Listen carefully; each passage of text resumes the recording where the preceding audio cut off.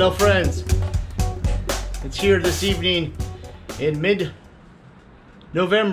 and we are going to antifreeze the Roadtrek. We're losing a little bit of light here, so we're supposed to get some cold weather coming in tomorrow, so we need to do this in a hurry. It's been kind of unexpected with the weather, so let's get to it. First thing we're going to do is we're going to drain the tanks. There is a tank underneath here. Sorry there isn't much light, but there's a little screw under here that'll undo one of my tanks to get the water out of the holding tank. I also have to do the water heater and drain that, and then drain all of my plumbing inside the camper van, starting with this drain,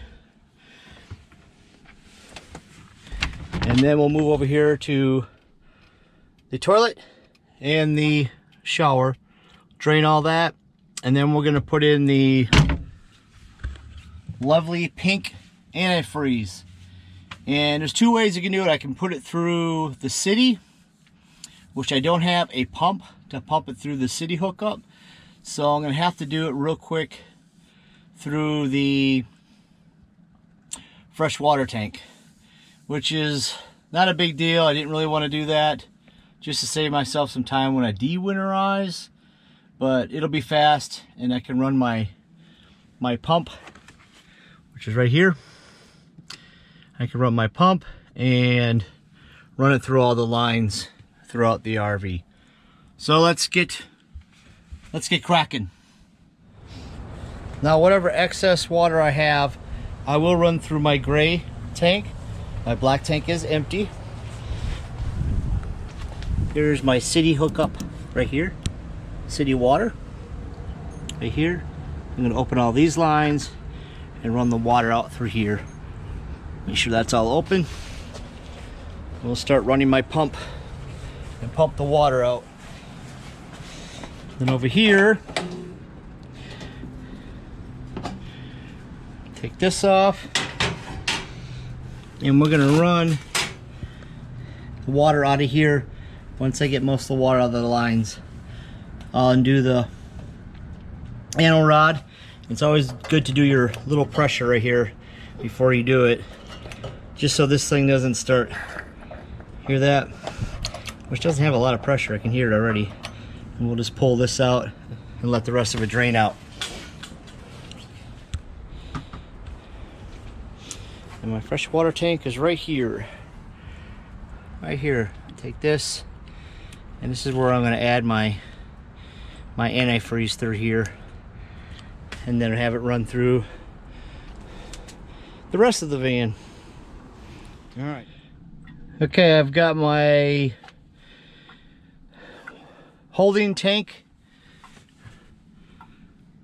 emptying water. Now I'm going to put on my water pump. Do that, and then I'm going to get the water out of my sink lines. And then when I'm done with this, I will do the shower and toilet. Hold up. I'm just going to do my shower. Make sure everything's out of there. I'm going to try to do this one hand as best I can. And we got no water coming through here at all. Alright. Okay. We're starting to get the last of the water on here. And then of course, you don't want to leave it run too long, otherwise it's bad on the motor and you can fry the motor. So we'll turn that off. As far as all the water, everything is emptied out. And then as far as the socket for this, it is 11/16. It just fits right on there. Here we go. I'm gonna loosen it. And you never want to have it super tight. we just want to take this anno rod out. I should be able to get this.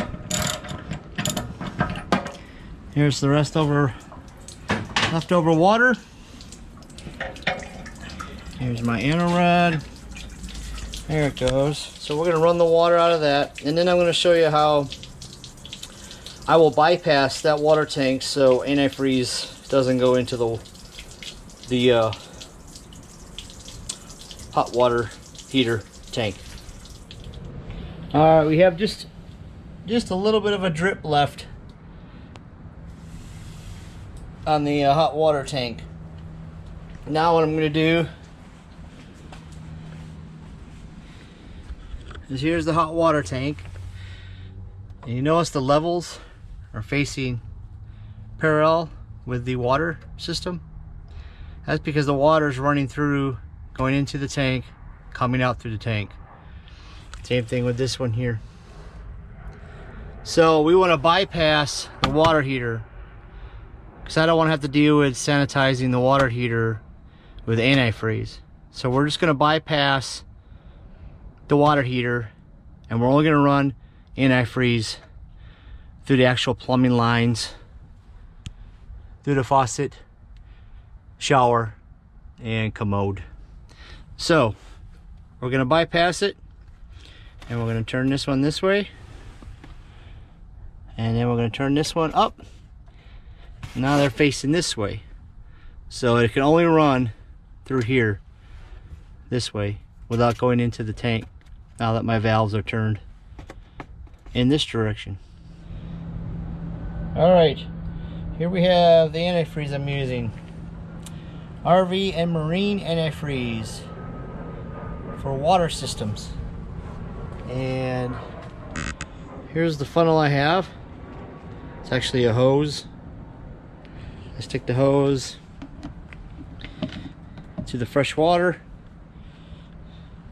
and then this goes here, and then I'm gonna put it down through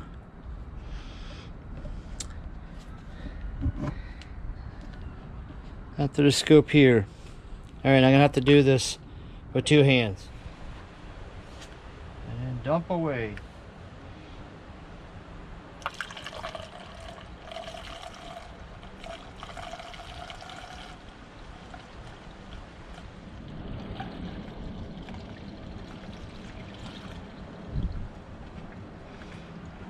Alright, that's one.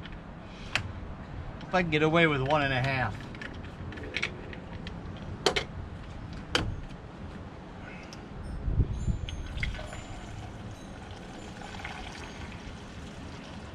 Alright, turn on my water pump. I can hear it. Let's see if we get some pink. And we got some pink. Got the warm. That's good. Let's try the toilet until we get some pink. There's some pink. Try the shower. And there's pink. Just gotta make sure pink's coming out of here. There it is. And we got pink. Alright, Winterize is done. And I just made it because it's dark out. It's the first time I winterized when it was dark. I had to hurry, but we had a last minute freeze come in first week of November. And usually with Tennessee, it's not until mid, if not late November, when it starts getting cold here. So, quick winterized it. Right now I got the generator running. I try to run the generator every month for, I don't know, 30 minutes. Just to recharge, and I'll even put a little charge on it. I'll run the microwave or whatever, just to give it a charge. Even the air conditioner sometimes. especially through winter, just to keep things rolling. Of course, I do occasionally use the van, and I like to winter camp sometimes, so I try to use it so it's not just sitting. I also want to let you know with the fridge too, I always double check to make sure everything's out of your fridge. And then I'm gonna wipe this down a little bit, but leave it open. That way you don't have mildew. And what I'll do is I'll just take my little heat pad, I put it on here, and I leave it like that, just so it's open. But anyways, hope you liked the video. Share if you like, and hope it helps. Have any questions, leave a comment below. Take care, y'all. Bye-bye.